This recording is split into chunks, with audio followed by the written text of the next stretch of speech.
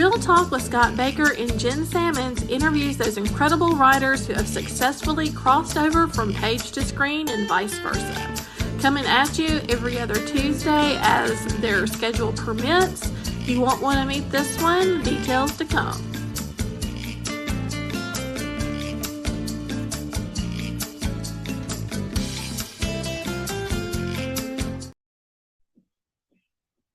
Good evening, ladies and gentlemen. Welcome to Real Talk. I'm Scott Baker. Tonight, we got a really special guest with us. We've got Chris Margetis, who is Stone Manson from the Manson Tag Team Wrestling, and he's also the writer, producer, and main actor in the Manson Brothers Midnight. Let me see if I get this right. The Manson Brothers Midnight Zombie Massacre.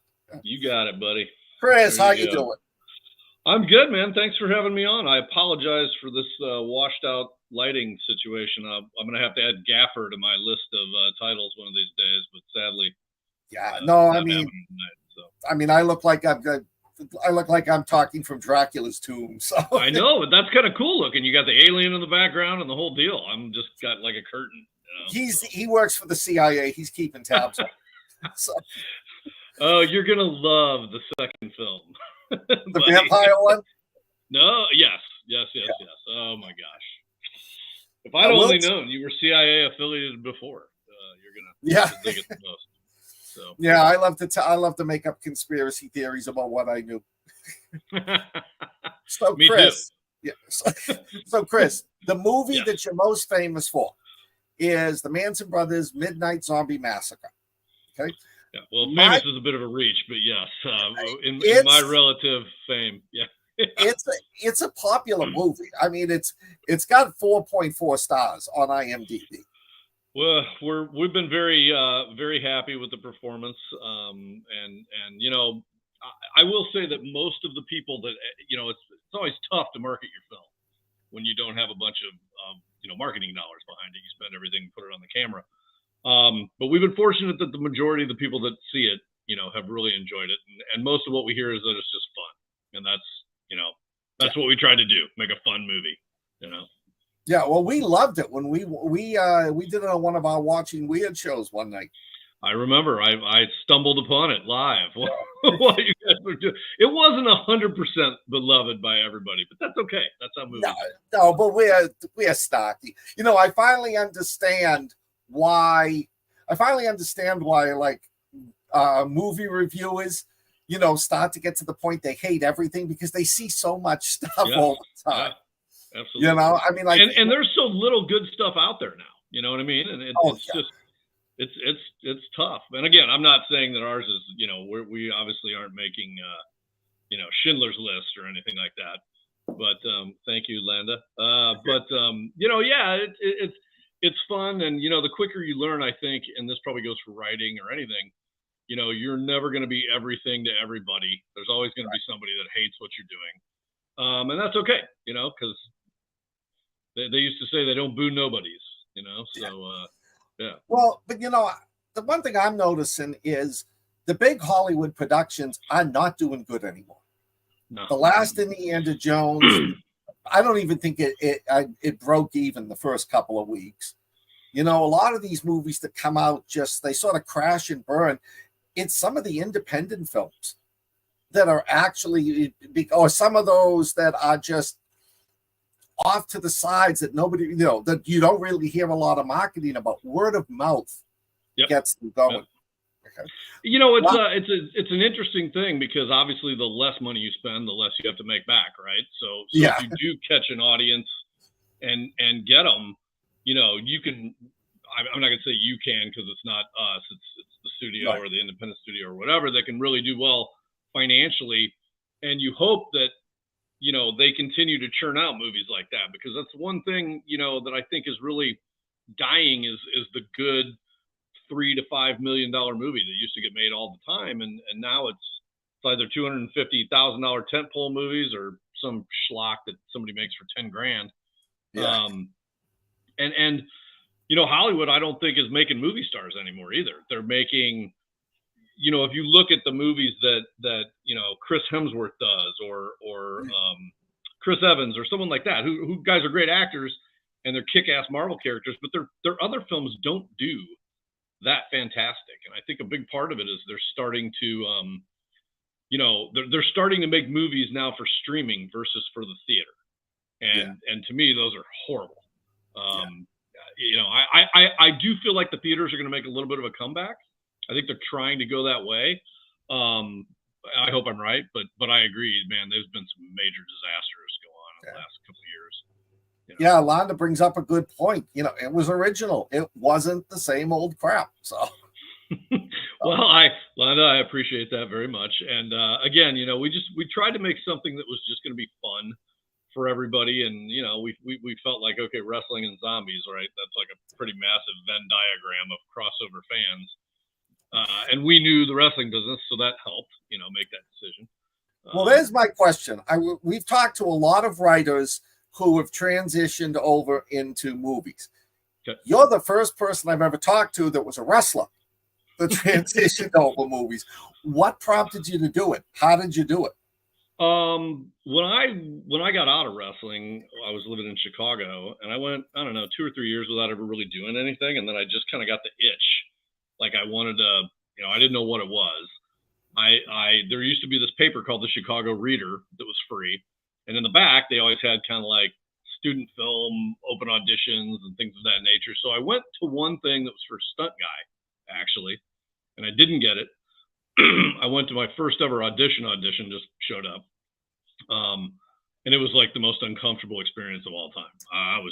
And then this is coming from a guy who, used to stand in front of, 1,500 people in his skivvies and, and get booed and have stuff thrown at him all the time. So, I wound up going to the third one, and it was just a really great experience. I didn't get the part, but the director told me, there's something there, so keep going. And then I started writing, actually, probably just a couple of years later. I had always had this recurring dream throughout my entire life, and I wrote a script about that I haven't done anything with yet. I've been working on it since 2004, so I hope one day to finish it. And then I made a couple films in the mid 2000s and one in like 2011. I didn't really do anything for a while until Mike and I bumped into each other again. Hadn't really talked. Text message here and there in over a decade. And it was a crazy circumstance. And we just decided, hey, man, all right, what do we know? What can we write together that, and it's, I hate to say it, but in this business, if you're not writing stuff for yourself, the chances of you auditioning your way into being a lead in something are very, very slim.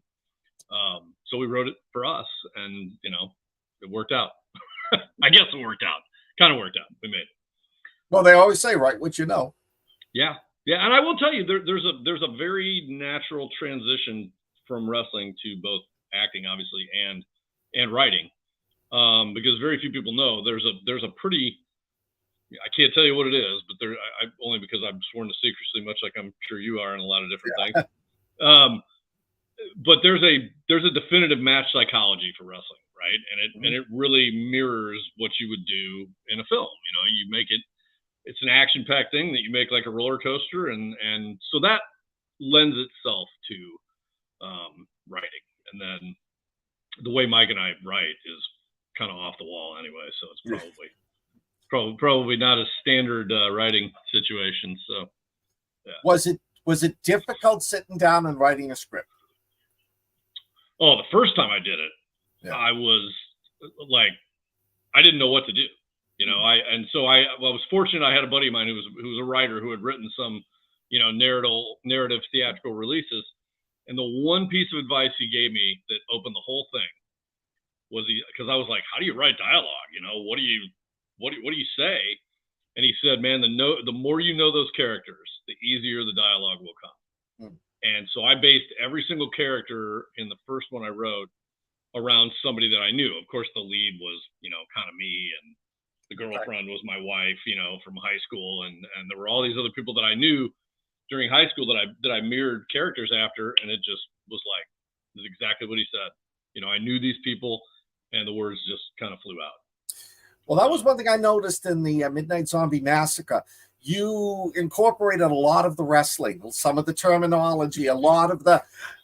I loved wrestling. I grew up with Hulk Hogan, Roddy Piper.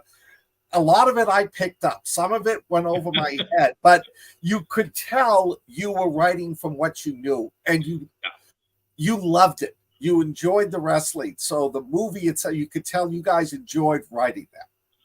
Yeah, it was once again, most of the characters that you see on screen were at the very least loosely based around guys that we wrestled with. Yeah. Actually, spent time in the locker room with. So that made it easier. We kind of knew exactly what we wanted out of the people that were doing it. I did a lot of the costume design for the wrestlers, what they wear in the ring, their ring attire. And it was so funny because I remember I didn't do the design, but I kind of draw a picture. And I told our costume department, if you remember Captain Marvelous from the movie, who wears the gold suit with the stars and everything, I said, I want him to look like a combination of Elvis and Evel Knievel. That's what I want his outfit to look like. And man, they came back like it was spot on. When I saw it, I was like, oh my God, it's exactly what I had in mind. So yeah, it was, it is much easier when you're doing something, and to be honest with you, I've never gotten into a writing situation where I'm writing people I don't know, you know what I mean? And I think that would probably be very interesting and more challenging than what I could maybe handle. So then that brings up the question, did you know, is the manager that nobody liked, was he based on someone? Are you talking about Carson, who wore the suit the whole time? Yes. Was are you talking about D.B. Sweeney's character? Which one? I think it was Sweeney's character, the one that was like, "Oh, you all got to stay here. We can't leave." Who was running the whole show? All right, so that's Sweeney. So I got to be honest and tell you, DB. This is the magic of DB Sweeney and all the other actors that we had. He took that character from like 6 lines and blew it up into what you saw on screen. He showed up with the toupee. He brought the suit himself. He literally dug into this thing tooth and nail. It was great, and he was awesome at it. And he's an awesome guy, and a good friend. Now, I tell you, that's one of the things that I love the most about that movie is, we have a text thread, and we shot the movie in 2019. We have a text thread, and not a day goes by that there's not multiple bits of commentary between all the guys that were in the film. Oh. And I say this all the time. The person who starts 95% of it is Randy Couture, who's like the biggest star that we had by far. Yeah. But he's just, we developed some really great friendships, and that was a really cool part of the movie too. So now, you were a wrestler, so you did have some of the fame. How did you, which a lot of us don't, how did you, after you write the script, how do you get in front of the movie producers? Oh God. Well, fame is an interesting concept. Mike and I were much more regional wrestlers. I did one show for the WWF, but I was never an arena guy, right? I was more like a AAA baseball player. Oh. And you still have your moments. Don't get me wrong. They're a little bit more few and far between.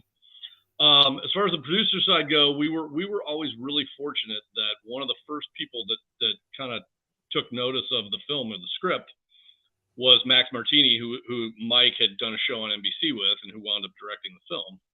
And Max he's worked with Tom Hanks, he's worked with Guillermo del Toro, he's worked with everybody, he's been directed by everybody. So he came with a wealth of knowledge, and he was completing a project as we started kind of getting deeper into it, and it's one of those things where it's like, we wrote it in 2014. It took us 5 years to get the money to do it, and we were all ready to do it for a third of the budget. And we had some things fall in place that were just really, really fortunate. It's really hard to figure, as evidenced by the fact that we made one and we still haven't been able to get the second one off the ground. So it's difficult. Now, you mentioned to me earlier that one of the ways you can get people, you can get the studio to come in, is if you can get a fairly big name actor. Yeah. How do you go about getting that big name actor? Well, so we didn't do it at all that way for the first one. Our big names came from Max. I mean, Max's relationships were how we got Randy and DB and Adrian and Boss Rutan. I mean, I'm sure I'll forget somebody, but that was 100% Max. So that's not the stand. I mean, not to say the directors don't use their people that they've worked with and know, and you see it across movies all the time. But that wasn't really similar to the way it's done a lot of times in what they call pre-sales, which is there's a list literally that a studio will have, and they'll say, here's how much money we'll give you if you get one of these 10 guys. And if you get one of these, or women, if you get one of these 10 guys, it's this much less. And that's called being bankable. And the funny part is the people that you would think would be bankable are not.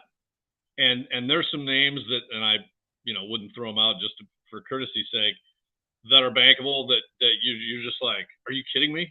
They'll pay that much for that guy? I can't believe it. But it's a thing,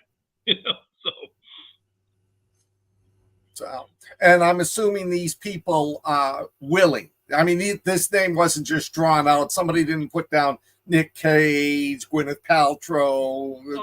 They'll put it down there, but they're not always willing. No, and that's the other shocking thing is like you'll see they're willing to pay how much? Someone's going to pass on $2 million. Like who can do that? But it happens, and they every now and then you get a guy like Nick Cage is a perfect example. He's couldn't be more bankable, and he's willing to do about anything, which is really crazy. Yeah, I mean, I don't know him personally, but if you look at the projects he does, he did a movie where he didn't talk the whole time, he had no lines. So I think that's really cool because obviously the payday is a big thing, but he doesn't go in there and like wire it in. I mean, he's out there putting on the performance all the time. I think that's awesome. Yeah, Dee Wallace told me she does that with independent horror writers. She reads the script. If she likes the script, she calls and talks to them. And if she thinks everything fits, she agrees to do the movie, because Dee Wallace's name is on it. Yeah, and everything like her too. I've watched with her has been really good. Yeah, and she's an example of, there's a cottage industry based around going to conventions and things like that. And I think I saw on your blog that you were at, Monroeville Mall, right? Like yes, mall of all time. But I'm not going to say it's lucrative, but there's good money to be made in keeping your name out there and doing projects, horror projects especially, because it's an industry. I mean, I'd be lying to you if I didn't say it's not a good time to go to those things and sign some autographs and hang out with people. It's cool. Oh, yeah. You get a little money and Oh yeah. No, I do pretty good. There's 3 or 4 of them. I make every time I go. I either get the fans from the last time coming back, or I make a whole bunch of new fans. Yep. Horror's never going to die. Mm-mm. It may die down a little bit, but it'll get revived. It's like a zombie. It's going to come back. Yeah, they always do. But I agree with you. I think that's one of the cool things. Like the last one that Mike and I did in Chicago was the year after our movie premiered. Yeah. Added in Chicago. And I always tell the story. The show was Friday, Saturday. Our film premiered Saturday night. And then we had Sunday. And Friday and Saturday, I was literally dragging people out of the aisles to give them a free poster. Yes. Come see the premiere, come see the film. All these guys are like, oh man, no, this is gonna suck, all this kind of stuff. The premiere was fantastic, and so Sunday it was packed. And the following year, we had so many people show up that we had met the year before, and like you said, then we got a lot of other, just people were great, and it's fun to go do those things, and I really enjoy meeting everybody and hearing that because. We're fans too at the end of the day. We mark out just as much when I see, I don't know, who did I see last time that was there? And I was totally geeked out. One of the girls from, PJ Souls. Oh, yeah. Right? Like, I mean, it's just, we're all still fans no matter what. Oh, yeah. That's what's cool about it. So now, because of the popularity of Midnight Zombie Massacre, you were able to work on the Manson Brothers Vampire Death Match? Satanic Vampire Death Match, yes. Satanic. Forgot that one. Yep. So how easy, once you did the first one, how easy is it to start getting the second one out? Is it easier to get a producer, to get a cast, to get money for it? This is such a crazy story, so hopefully I don't get long-winded on it. But we were like 3 days from wrapping on Manson's, and the producers came to us and said, "Get to work on the sequel as soon as we're done. We want to shoot it in a year." So Mike and I came up with an idea for New Orleans because it was another tax credit state. The way that in music, they tell you you've got a lifetime to write your first album and then 5 months to do your second. And we were literally under the gun, but we had learned a lot of lessons on the first one. I mean, we were rewriting that thing every day, literally, even while we were shooting. So we did a complete rewrite, getting tongue tied now. About a month before we were supposed to shoot the first one, we were told that we were moving the location from Chicago to New Mexico. So we had to take this film that was completely written around Chicago and make it written around New Mexico. So that was the first rewrite. Things of that nature. But I will say for me, it was an easier process the second time around. But again, we have a very kind of interesting writing style. So I'm more of the idea guy until it hits the page, and then I start digging in. So will we have the same actors in the new film? There will be 2 of them for sure, Mike and myself. Yeah. And there might be one other one that will be making an appearance also. Kind of a secret, so what is the next one about? So without giving away too much, we find ourselves exiled after so the government has covered up the zombie outbreak. The government would never do that. I know, right? And I probably shouldn't say that on this show. And we've been exiled. I can't tell you where to yet because we're not sure where we're going to do it. So, but originally it was New Orleans, and we were just kind of working odd jobs, but we still had the masks. And if you recall, there's a bit of a recurring theme in the first film of you don't really know what they do, or what the supposed powers are, if there are any. Right? Yeah. I will blame Scott. I think he might be behind the whole thing. So basically, there's a satanic cult that is trying to collect these artifacts from around the world to have a ceremony on Halloween with the blood moon and, bring Lucifer to the earth to take over the world. And hilarity and violence ensue from there. That's all we ask for. Hilarity, violence, and war. Yeah. Now, we had been chatting just before we went on air of the difficulties you are running into, even though you're an independent film company, because of the writer's strike and the actor's strike. Yeah, it's if I'll tell you, if anything can happen to derail this second film, it's happened. Yeah. So we were 3 weeks from moving to New Orleans to shoot the second film, and the pandemic hit. And the company that was financing the project went out of business. So we lost the financing. They also stole our portion of the money. So we lost all that.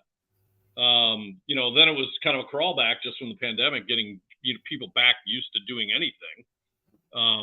Then our first film released in 2021. So we sat on that for almost 2 years before we let it get out. And then it's, back to work, trying to find funding. We've been fortunate that we linked up with a production company actually out of Canada. They've been extremely helpful. So we do have a good chunk of the funds raised. We hope to have the rest of it. But with the strikes going on now, everybody's kind of sitting on the sidelines because they don't know the nature of not only what's going to happen with projects, but, how are you going to be able to sell them going forward? What's going to be the situation? Because none of it is ironed out. So it's a bit of a crapshoot the whole time, which quite honestly, the whole thing's a crapshoot no matter what's going on anyway. So do independent writers and independent actors, are they members of like the Screen Actors Guild and the Writers Guild? So very few writers actually, but most actors that you see in independent films of any kind of budget are SAG actors. Yes. So okay. We all are. We're not Writers Guild. I mean, Mike and I are both eligible for it, but we haven't joined. So it's not that we don't want to, but it's not really it's interesting because the Writers Guild is not the same at all as the Screen Actors Guild. Right. You know, it's kind of looked at differently, and not in a bad way. Just, you know, there's far fewer, and again, the actors generally have to be union. Now, are you guys also, are you members of SAG? Yes. Yeah. Wow. Okay. So do all independent film actors have to be members of SAG? No. Generally, though, if you're going to be working on a union project, you know, if you go watch a movie like what's the one that you brought up in the last show we were doing? It was some zombie shark movie that Shark Acropolis or something like that. Yeah. You know, so if you see like a what are the sci-fi movie that was or the Sci-Fi Network always has the Asylum movies. Yeah. Those are non-union. They make them really cheap.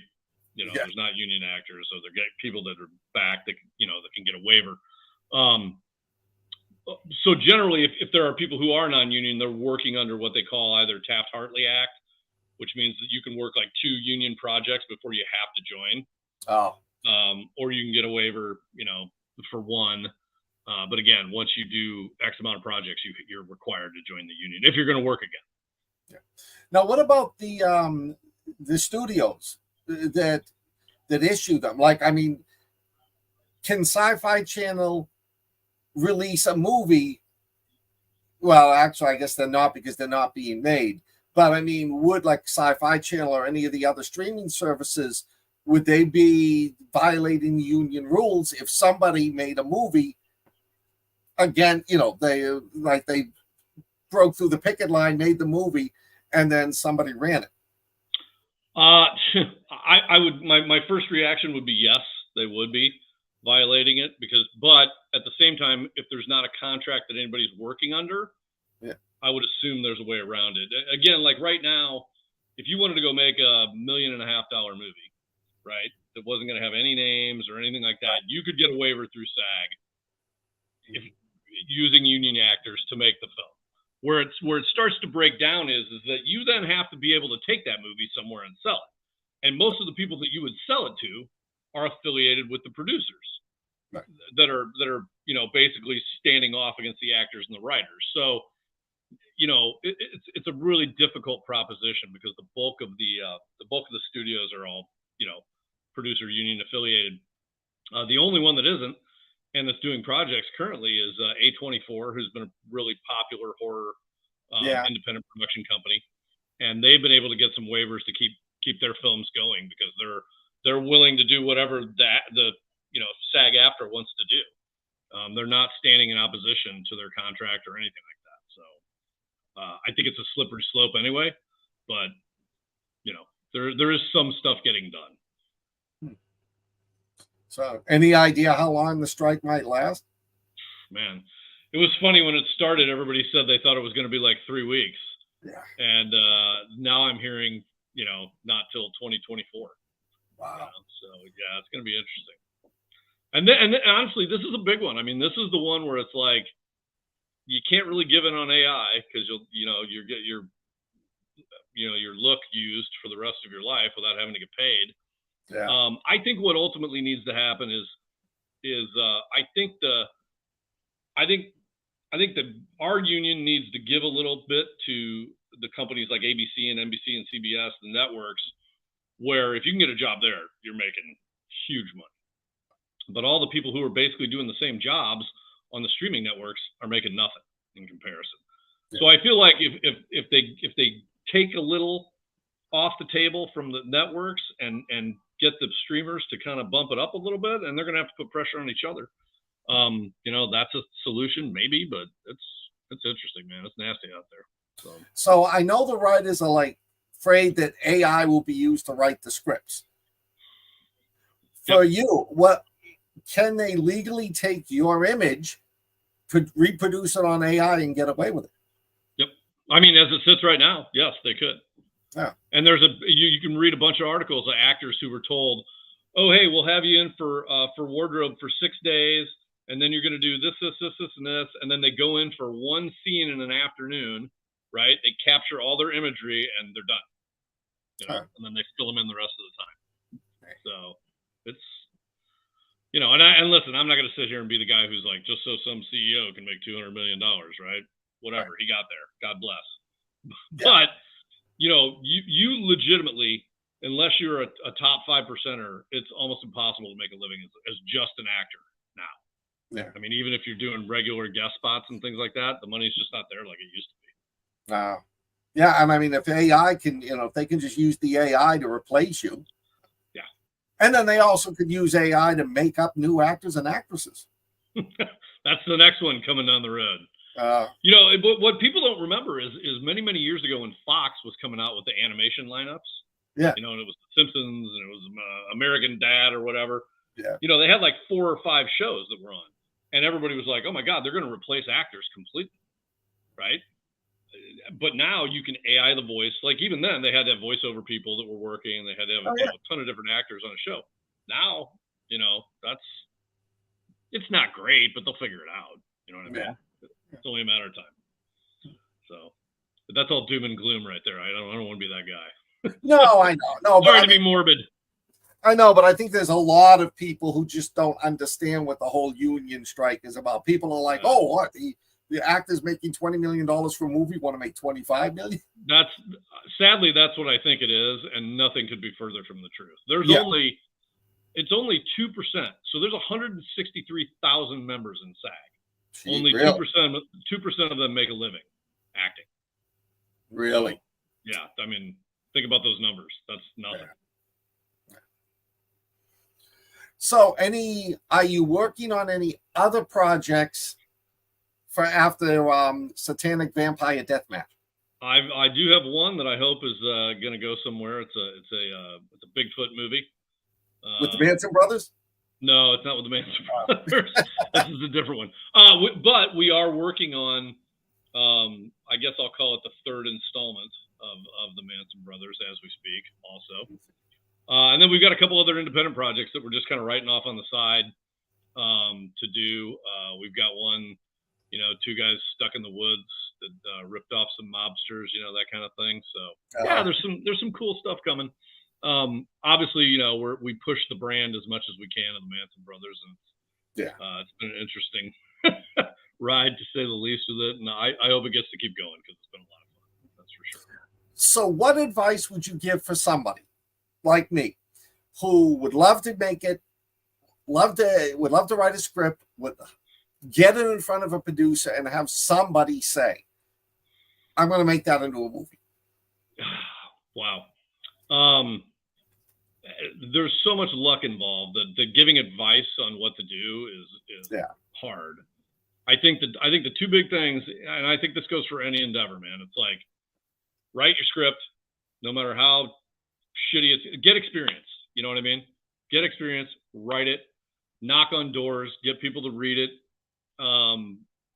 Because one day you're going to knock on a door and it's going to work. But the one thing I can tell you that is the most important thing is persistence. It is, success is, I don't know what the percentages are they apply to it, but most of it is your persistence and your what's the term they use all the time? Inspiration versus perspiration. Yeah. You got to be out there duking it out. And I think for someone like yourself, you've obviously shown that you have talent in writing, right? You're not some kid winging it like when you see somebody on American Idol that thinks they're going to be the next whoever. It's one of the great things about American Idol, right? I've only watched one season of my life, but you get these people who have no talent whatsoever, but they're willing to go out there and make an idiot out of themselves. But every now and then you find that diamond in the rough, right? Who becomes a superstar. Susan Boyle. There you go. Yeah. I was thinking of the country gal who's doing metal now, but I can't remember. Oh, I know who you mean. Yeah. See, when you said make a fool of themselves, all I could think of was Hong. but hey, the dude became famous. I know, yeah. So so my point is I think you need to be realistic about what the opportunities are. I mean, listen, man, I'm realistic about it every day because there's no guarantees that anything's going to happen, regardless of the previous successes you've had, even. But again, if we're using you as an example, you're a person who's shown talent in writing. You need to figure out what your story is and crank that sucker out and go start talking to people. Where do I look to find those people? Well, honestly, that's the key, because the first thing you got to find is money. You know what I mean? And if you I would tell somebody, go out and find the money, because if you've got the money, you can find somebody to produce the film any day of the week. It doesn't work the other way around. Cash is king in Hollywood.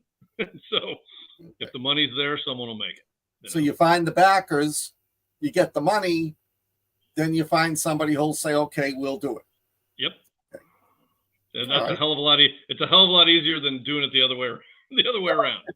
I can promise you, because I've done both. So Mike said the country western singer we're talking about is Carrie Underwood. Carrie Underwood, yes, that's it. And she just opened for Guns N' Roses, I think, in Nashville, and she did nothing but metal covers. She didn't do her own material. Yeah. So, which I thought was pretty cool. Yeah. Hey, she can diversify, as long as you don't stay on that one. And again, look at her from when she started at Idol. I mean, she's just made a seismic shift, and which obviously she had talent, but they've turned her into a legit superstar. Yeah. I mean, Betty White, she was one of the Golden Girls. Then she made Lake Placid, and she revived that career. Yeah. No, I mean, it's Travolta. Became a megastar from Pulp Fiction. Nobody wanted him to do anything.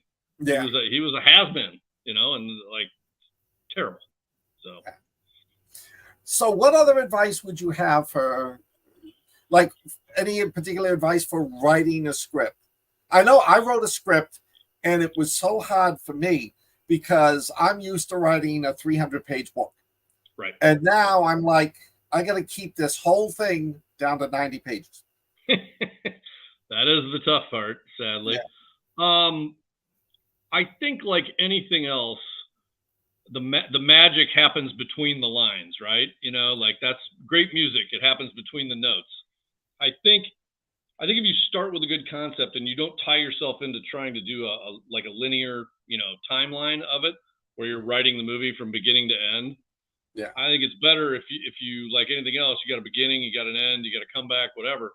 And then you fill in with the ideas from there. I mean, that's where I found one of the things that we did for the second one is Final Draft, which is kind of everybody's de facto screenwriting software, had come up with this new thing called collaboration. So you could literally sit there with your partner and type at the same time. Yeah. And one of the things that we got to do when we did that was we actually got to act it out. We'd be on the phone. We'd act out the whole movie, because there's so many times you look at something on the screen and you're like, oh my God, that's so funny. And then you say it and it's like, oh man, that sounds like crap. And vice versa. So, I think everybody has their own style too. It's a matter of, for me, I would be horrible at coming up with like a con script. And those are the movies I love the most, because when they all tie together at the end, I'm always like, oh my God, how did they do that, right? I wish I could write something like that was that in depth. I think that's the other thing. I think we're always trying to get better at it and improve. And nobody has all the answers. If they did, it'd be easy. Yeah. If there was a formula, it'd be simple. Sadly. Is there anybody in the comment section that has any questions for Chris? I got to show my merch while I'm on here too. Yeah. And I want to say thank you for sending that to me. We'll make sure. I'll make sure Hadley knows. Yes, tell her thank you for me. I sent her an email, but yeah, and definitely we are going to have you back when you get Manson Brothers Satanic Vampire Deathmatch. You got it, baby. Okay. All right. I know we usually run for an hour, but wait a minute. Oh. And Mike said, I wish either of the movies had descriptive audio. Like commentary or like closed captioning? Because I always tell people to watch like our film with the closed captions on, because there's a lot of stuff you kind of stumble over, as the dialogue goes on. I like to do that too, although it's difficult to watch a movie anymore and pay attention, to the lines that are going on. Oh, I mean, I've got so many South Korean zombie movies I want to watch, but they're not translated into English, and I just don't have time to sit there for 90 minutes and read them. Is it okay if I ask you some questions? Sure. Wait a minute. Let's see. Oh, I see. Mike is saying descriptive audio describes the scenes in between dialogues. Well, here I'll give you an example of why that's difficult. So you were talking earlier, Scott, about hearing the wrestling jargon while we were going through everything, and a lot of people said to us, "Oh man, I thought it was kind of cool how you didn't really you used the terminology, but you didn't really tell people what it meant. You left it up to find out. But in reality, we had always envisioned every time we said a term that it would go stop action and the term would go up on the screen, and then we'd run a definition below it, right? And then it'd go back to live, and we'd do that. Well, we were told about 2 weeks in, that's way too expensive. We can't, we can't do it. And sadly, things like that and descriptive audio are things that slip through the cracks solely based on budget, But you see, I found that was one of the things that appealed to me, is that I picked it up and I was like, wow, this sounds, this makes it sound much more realistic. And I'm sure there's a lot of people that's like, what did they just say? Yeah. It's like when I watch people. What kind? I'm sorry.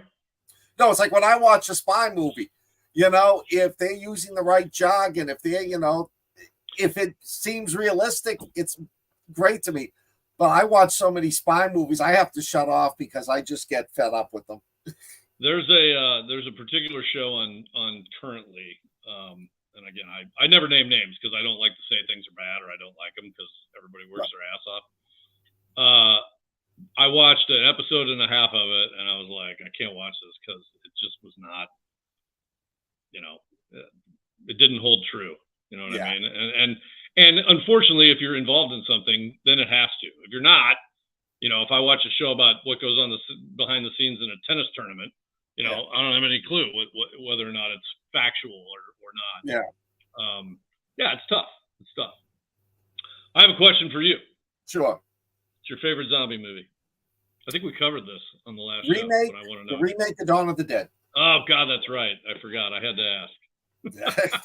The original is my favorite. That's the only reason why. I love the original, but the remake was one of the very few movies where they did fast zombies well. I think it's one of the reasons why I don't give it a chance because of the fast zombies. But and it was like the first one where they really tried to do it. Yeah. The one thing I can't stand is when they have them where somebody will be like a zombie will be like parkouring across the, they have all these physical skills that zombies are. They can crawl up the sides of buildings. Yeah, that bugs the crap out of me. And I'm kind of a purist, sadly. So what's your favorite zombie movie? The original. Dawn of the Dead? Yeah, for sure. I mean, it's not even close. I love Night of the Living Dead, too. But that one was my favorite. That was one of the ones I first saw where I was like, blown away. I was young enough, I was still blown away by the zombie action. If you ever get a chance to go to the Monroeville Mall, do some research. I'm going to go at some point in time, for sure. So much of the stuff is still there. That's so cool. And plus they've got this whole, they got the Living Dead Museum where they've got a lot of artifacts. No, I shouldn't say artifacts, but stuff from this, like part of the original roller coaster is there. The original elevator that Flyboy was turned in is still there. I love it. I did really like the opening sequence of the remake, where the cars are all just kind of flying around and it's just nothing but chaos. Like I always think it's interesting when they do that, when they show you the calamity that's going on and you get to realize, how infinitesimal the chances are that these few people survived. And then, one of the great things about Dawn of the Dead is they go to the house of consumerism and everything seems like it's going to be great because they have everything at their disposal, right? That they could ever want. And then eventually you find out, that shit gets old too. Right. It's funny because I always thought that was a really well-written movie. The original again. And, it's a zombie movie. You don't see that very often. So who did was it Zack Snyder that did the remake? Zack Snyder did the remake, yeah. Do you like his other movies? Are you a fan of those? I like them. I loved Army of the Dead. Okay. For what it was. It was an over the top. It was a heist zombie movie.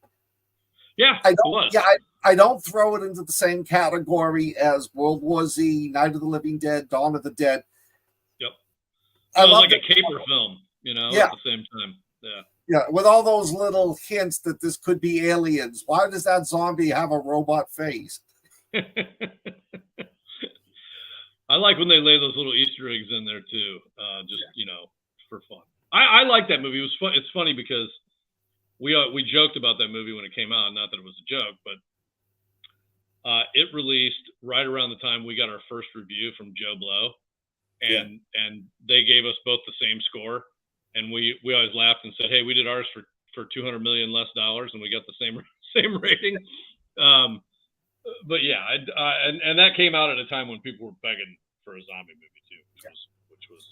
Well, there's always a zombie movie that revives it. I remember the genre was starting to die. The Train to Busan came out. Yeah. And the Koreans are rocking it with zombie movies.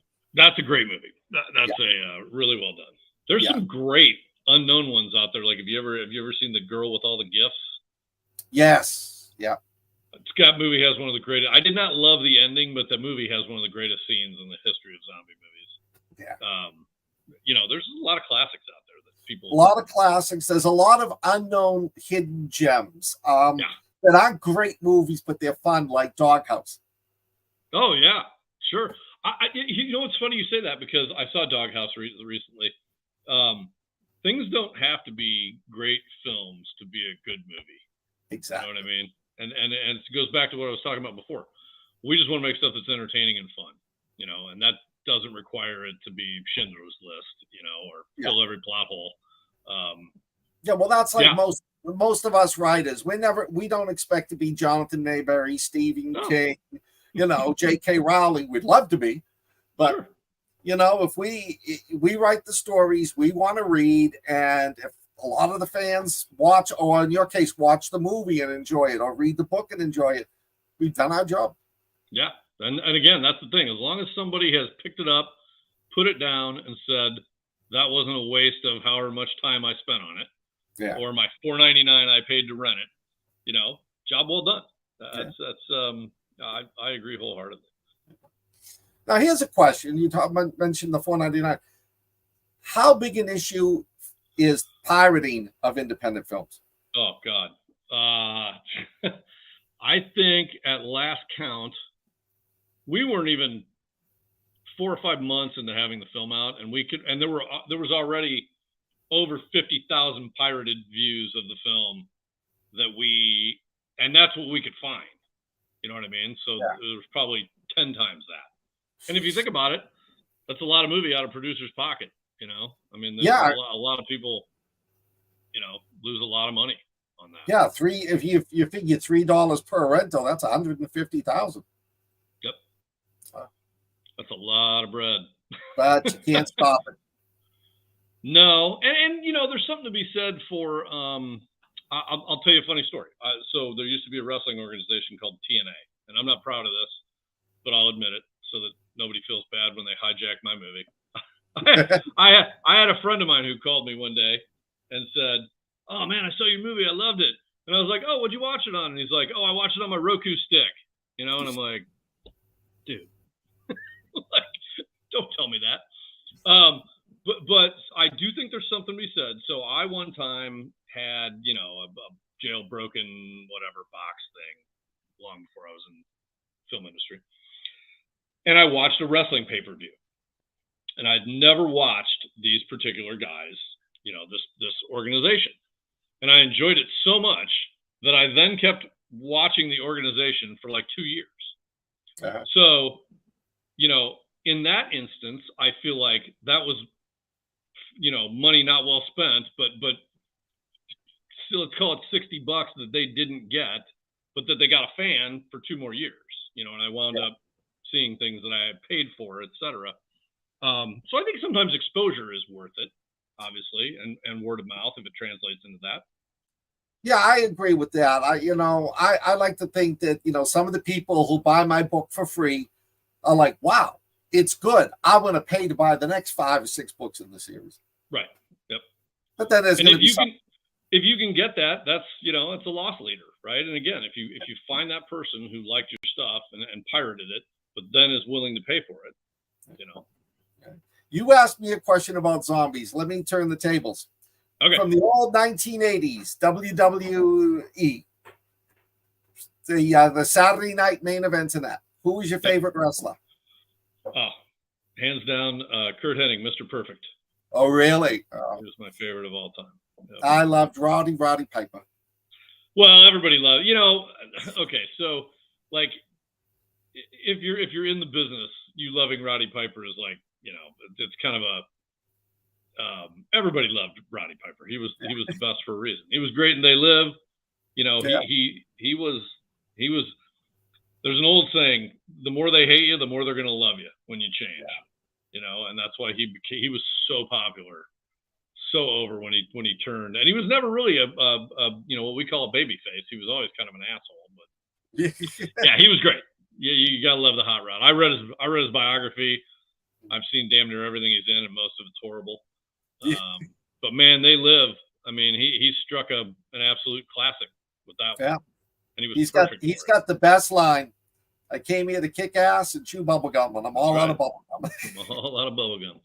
Well, so you grew up in Boston area? Is that where I grew up right outside of Boston. Yeah. Okay. Well, that was a huge WWF mecca back in the 80s. Oh, man. My sister loved Hulk Hogan, so I took her to Boston Garden once to see Hulk Hogan, and it was an experience to be there because you watched all the other matches on the TV screens, and then they did the matches that nobody ever heard of. But when Hulk Hogan came out, and the great, the arm drop 1, 2, and then with the arm 3rd time and stopped. My sister was screaming in my ear, and I couldn't hear her. I mean, that was such a great time to enjoy wrestling. What was so great too was he'd just do the same match every night. You know what I mean? Yeah. And no one ever caught on to it, and no one ever cared. Yeah. But back then, in the territory days, right, when it wasn't on cable TV everywhere, you could do that. You could get away with it. Yeah. Now I will say that business has changed so much. One of my favorites was one of my first favorites was Jimmy Superfly Snuka. I don't know if you remember him. Yes. But he was the originator of the kind of dive off the top rope. The thing I loved about him was he didn't do it every match. He only broke it out like once every 6 weeks or so that when you actually saw it, it was mind blowing. Now guys get in the ring and they got to pull off their entire move set within the first 42 seconds. So, I mean, I am so old. I remember watching on television Chief Jay Strongbow. Oh yeah. Well, that's the other thing that I think has changed immensely. Particularly if you look at WWF back then, they had a superstar for every ethnicity. Bruno Sammartino, he was the Italian American, and that was huge in New York. They had Pedro Morales, who was the Mexican American, also huge in New York. They had you can't do that anymore. Chief Jay Strongbow, all those guys like that. Rocky Johnson, it was like they had somebody for everybody, and people gravitated towards it. Wrestling was phenomenal in the 80s. It made so much money. Yeah. There it is, Rocky Johnson right there. The Rock's dad. Yeah. And I mean, some of these guys are just so different when you meet them in real life. At a convention, I met George Steele once. And he was the sweetest guy, was an absolute riot. Yep. Yeah, that was interesting. We did a lot of and you see it in the film where we have a superstar come back for the show, right? And that was actually a thing. So I can't tell you the number of times I've been in the ring with Greg the Hammer Valentine. Okay, like tons. And but Beefcake and Coco Beware and the Natural Disasters, all those guys. They say never meet your heroes, right? And there's a lot of truth to it. There's a lot of the guys are great, but some of them were not so hot. So Mike pointed out, I forgot Haystack Calhoun. Oh yeah, for sure. That's going way back. Haystack Yeah. Calhoun. That's like really Well, cool. that's my generation. I remember watching them on a Saturday afternoon, like if I was sick in bed watching them on a black and white TV.